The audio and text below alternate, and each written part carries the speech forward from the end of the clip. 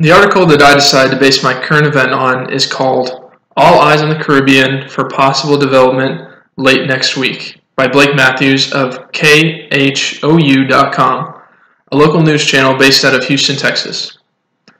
I chose this article because in Lab 7 we learned about tropical cyclones, and as Floridians we have a lot of experience with them.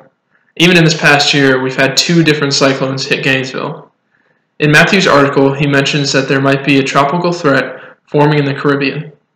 In 2 different forecast models, the GFS, which is the American model, and the ECMWF, which is the European model, there appears to be a low-pressure system off the coast of the Yucatan Peninsula.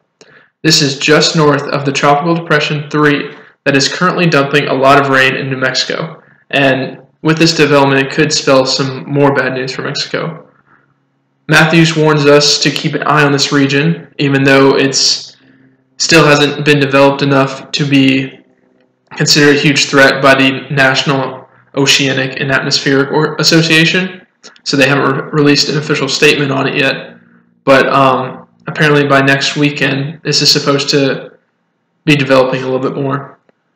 This is relevant to us because based on past systems, this could potentially affect us here in Gainesville.